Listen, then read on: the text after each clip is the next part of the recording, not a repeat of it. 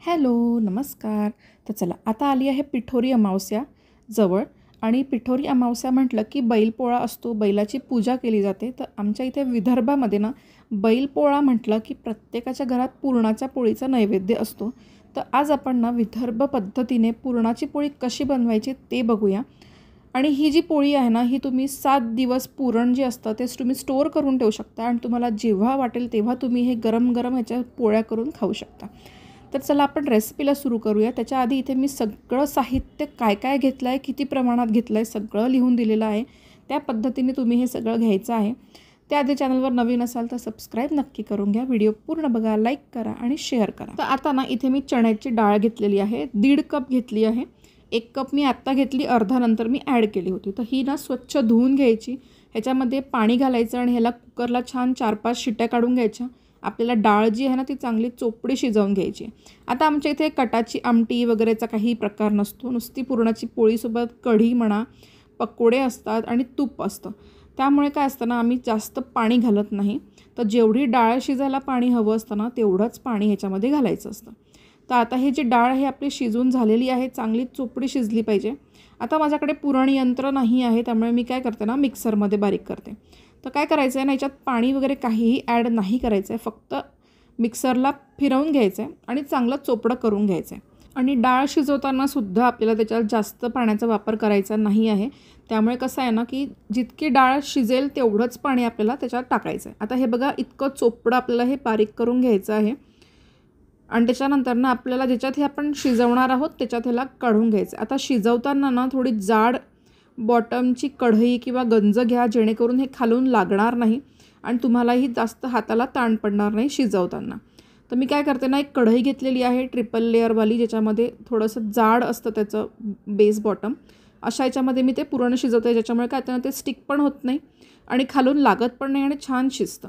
आता ह्याच्यामध्ये घालायची आहे आपल्याला साखर. तर साखरेचं प्रमाण जेवढं पुरण घेतलं होतं, मी 1.5 कप पुरण घेतलं होतं, तर 1 कप आणि 1/4 कप मी साखर घालते आहे आणि 1/4 कप गूळ घालणार आहे. थोडासा गूळ जास्त घातला तरीही चालेल, म्हणजे 1/4 कपपेक्षा थोडा 2 चमचे वर घातला तरीही चालेल. गूळ घालायचं कारण एवढंच आहे की पुरणाला ना एक छान अशी खमंग चव येते, म्हणून आपण याच्यात गूळ घालणार आहोत. तुमच्याकडे गूळ पावडर असेल तर तुम्ही गूळ पावडरचा वापर पण करू शकता. माझ्याकडे खडा होता तर मी तो खडा घातला. आता आपण ह्याला शिजवून घ्यायचं आहे. शिजवताना मंद आचेवर शिजवायचं आहे, खूप फुल गॅसवर शिजवायचं नाही आहे आपल्याला याला, नाही तर ते खालून सगळं करपून जाईल. ह्याला शिजवून जेव्हा हे या स्टेजला येईल ना, हलकं घट्टसर होऊन जाईल, तेव्हा आपण याच्यात जायफळ पूड घालणार आहोत. आता शिजवताना प्रिकॉशन अशी घ्यायची की हात जरा सांभाळून ठेवायचा, कारण ह्याचे जे बबल्स उडतात ना त्याच्यामुळे आपल्या हातावर चटके बसतात. तर हाताला कपडा वगैरे बांधून मग तुम्ही हे करू शकता. जायफळ थोडी जास्त घालायची असते याच्यामध्ये. काय असतं ना, असं म्हणतात की पुरणाची पोळी खाल्ली ना की दुपारची झोप मस्त दणकून आली पाहिजे, तर त्या पुरणाच्या पोळीची काही मजा असते. वेलची पूड एकदम थोडीशी घालायची, खूप घालायची नाही. जायफळ थोडं जास्त घालायचं आणि असं एवढ्या घट्ट कन्सिस्टन्सीमध्ये आपल्याला ह्याला शिजवून घ्यायचं आहे. चांगलं घट्ट झालं पाहिजे. हे बघा असं. आता कसं आहे, जर तुम्हाला नाही कळतं ना की हे आपलं झालं आहे की नाही, तर थोडंसं पुरण आहे ना ताटलीत काढून घ्यायचं, थोडं गार होऊ द्यायचं आणि मग बघायचं त्याचा गोळा बनतो आहे का. जर गोळा बनत असेल तर आपलं पुरण बनवून तयार आहे. आता बघा, इथे आपलं पुरण बनवून तयार झालं आहे. आता ह्याला एका भांड्यात काढून घ्यायचं, थोड्या वेळ बाहेर रूम टेम्परेचरवर ठेवायचं आणि मग नंतर ह्याला फ्रीजमध्ये थंड करायचं. आता पुरण ना आम्ही आदल्या दिवशी बनवून ठेवत असतो, कारण दिवशी हे होत नाही आणि गरम गरम ह्याच्यात पोळ्या जमत नाही. तर हे बघा, आपलं हे दुसऱ्या दिवशीचं आहे. किती घट्ट झालं आहे बघा, आणि एवढंच घट्ट आपल्याला हवं आहे.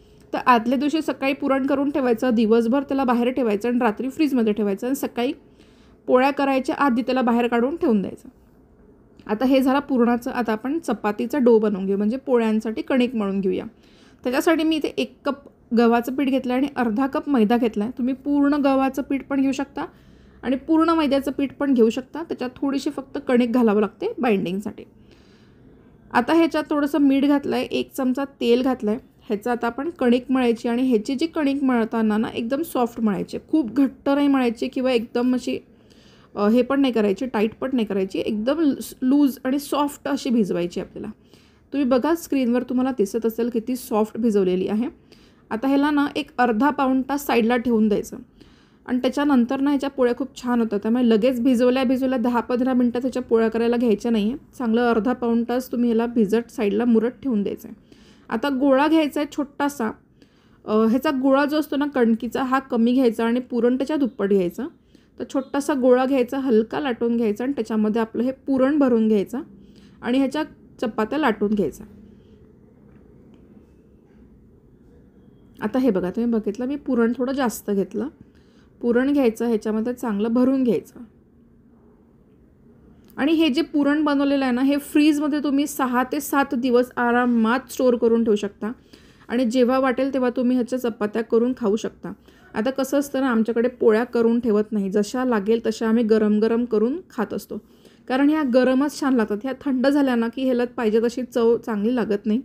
त्यामुळे हे ना गरम गरमच छान लागतं. त्यामुळे जशा लागेल तशा बनवायच्या, खायच्या आणि फ्रीजमध्ये ठेवून द्यायचं. तर बघा आपली पोळी बनवून तयार आहे. खूप जाड नाही, खूप पातळ नाही, मीडियम ह्याला लाटलेलं आहे.